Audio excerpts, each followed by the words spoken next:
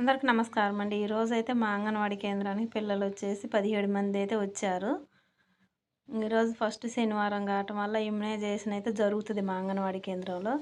Rack అయితే ఇచ్చారు కదండి. ఈ ర్యాక్ అయితే మేము అయితే బుక్స్, డ్రాయింగ్ బుక్స్ పిల్లలవి అయితే ఇట్లా పెట్టాను. ఇందులో కొన్ని బుక్స్ అయితే పిల్లలు రాసినవి కానీ ఉన్నవి. ఆ రాసిన వాటిని చిన్నపిల్లలు చూస్తూ మళ్ళీ వాటి మీద రాసుకుంటారని అయితే అవి కూడా అందులోనే ఉన్నాయి. కంప్లీట్ అయిపోయిన బుక్స్ కానీ ఇక్కడే ఉన్నాయి అన్నట్టు. అంటే పిల్లలు వచ్చేసి 17 మంది అయితే ఈరోజు వచ్చారు. ఈ 10 గంటల వరకు వీళ్ళకైతే ఎగ్ పెట్టాల్సి ఉంటుంది. మా ఆయమ్మ ఇక్కడ ఎగ్స్ ఉడకబెట్టి పొట్టు తీస్తుంది.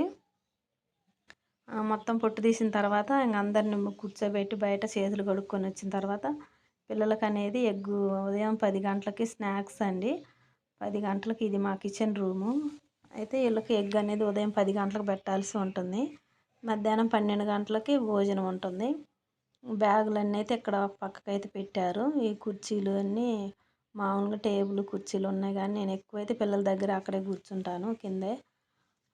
వాళ్ళకి ఇచ్చిన టేబుల్స్ అయితే ఓన్లీ వాళ్ళు ఏదైనా రాసుకునేటప్పుడు డ్రాయింగ్ అప్పుడు మాత్రమే ఆ టేబుల్స్ వేసి తర్వాత తీసి అక్కడ పక్కన పెట్టేసినాం అన్నట్టు.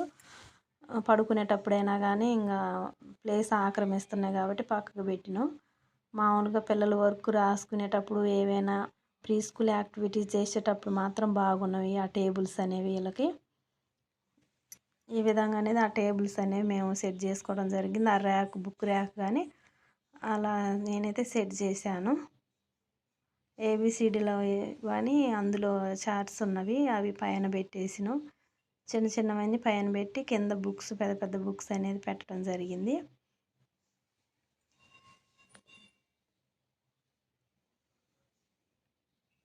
మేము చేసిన సర్వేలో వార్డు నెంబర్లు అనేవి ఏ వార్డు అనేది ప్రతి కుటుంబానికి వేయాల్సి ఉంది కదా. మేము వేసినప్పుడు ఇంటి నెంబరు, వార్డు నెంబర్ వేసాము. అయితే ఇప్పుడు అడుగుతున్నారు గ్రామ పంచాయతీ వాటర్ లిస్టులో వార్డుల వైజ్గా ఉంటుంది. ఆ వార్డుల వైజ్గా ఉన్నది కరెక్ట్ ఉందా లేదా అనేది అయితే మేము చెక్ చేసుకోవాలని అయితే మాకు చెప్పారు ఈరోజు ఇమ్యునైజేషన్ కదా. అక్కడ ఆశా వర్కర్ వాళ్ళైతే వచ్చి ఇమ్యునైజేషన్ అయితే జరుగుతుంది అన్నట్టు మా అంగన్వాడీ కేంద్రంలో.